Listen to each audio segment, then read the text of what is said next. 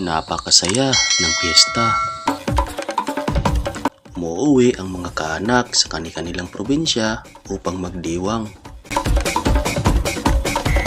Nakakaaliw din manood ng parada.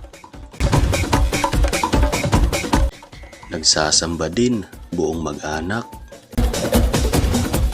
Sumasama rin sa prosesyon. At may iba't ibang klaseng mga palaro.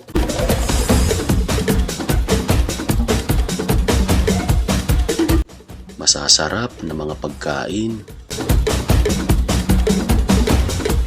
Mayroon ding mga inuming nakakalasing. Masayang nagsasayawan sa plaza kasama barkada, jowa, kamag-anak at pamilya. Taon-taon pinagdiriwang ang piyesta ng Santo. Pinaniniwalaan na nagbibigay ng masaganang ani at kagalingan. Ngunit kapatid, sa kabila ng kasiyahan ng mga tao sa piyesta ng Santo, ay hindi po natutuwa ang ating totoong Diyos na tagapaglikha. Masakit man po marinig, ngunit iyon po ang katotohanan. Ang mga Diyos po na sinasamba ninyo ay hindi po Diyos kundi mga Diyos-Diyosan na inanyuan ng malikhaing kamay at imahinasyon ng tao. Ang sabi sa Exodo 20, versikulo 3 hanggang 5, huwag kang sasamba sa ibang Diyos maliban sa akin. Huwag kang gagawa na imahen ng anumang nilalang na nasa langit, nasa lupa o nasa tubig upang sambahin. Huwag mo silang yuyukuran ni sasambahin, sapagkat akong si Yahweh na iyong Diyos ay mapanibuguing Diyos.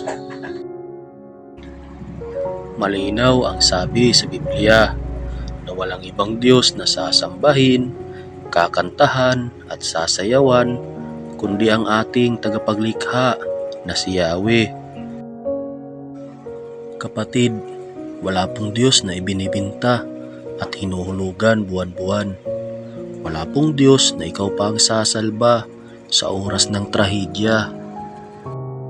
Kaya nga ibinigay niya ang kanyang kaisa-isang anak na si Jesus pagkat hindi kaya ng tao iligtas ang kanyang sarili. Lahat po ng biyaya na ating natatanggap ay nanggagaling po sa Kanya. Lahat po ng ating mga pinagpaguran ay dapat sa Kanya po natin ihandog, hindi po sa mga Diyos-Diyosan na likhang kamay.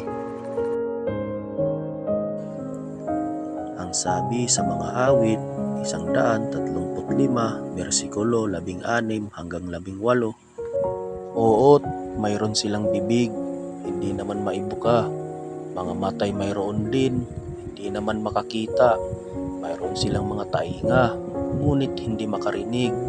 Hindi sila humihinga sa ilong man o sa bibig. Gumawa sa kanila at lahat ng nagtiwala, matutulad sa idolong sila na rin ang lumikha. Kapatid, tayo, ikaw, ako, ay likha ng ating Diyos.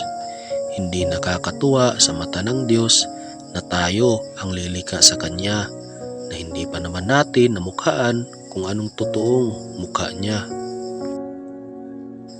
Sapagkat sabi sa Exodo 33, versikulo 20, ngunit hindi mo maaaring makita ang aking mukha, sapagkat tiyak na mamamatay ang sinumang makakakita niyon. Kahit na walang mga rebulto, ay maaari pa rin naman tayong magsaya. Ayon lang sa kapistahan ay tinakda ng ating Diyos na si Yahweh, katulad ng mga ito. Feast of the Unleavened Bread, pista ng tinapay na walang libadura. Passover, kapistahan ng Paskwa. Sukot, kapistahan ng mga kanlungan. The Feast of Tabernacles, kapistahan ng pagtitipon ng mga ani. The Feast of Trumpets, pista ng mga trompeta, ginawa para sa araw ng pagtubos. Pentecost, pista ng Pentekostes, kaugalian na palamutian ang templo at mga tirahan. Day of Atonement, ang araw ng pagbabayad sala. At mayroon pa pong iba.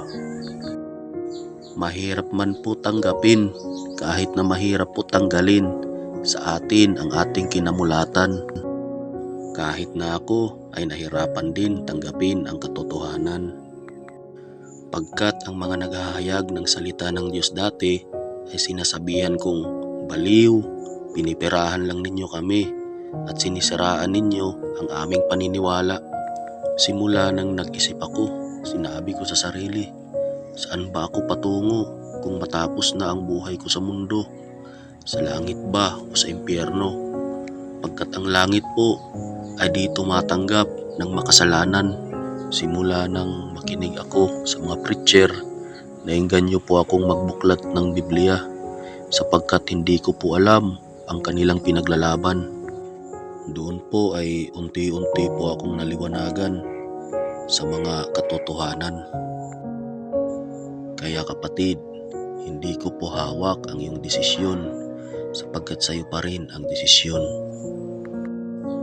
Hanggang dito lang po. Salamat at God bless po.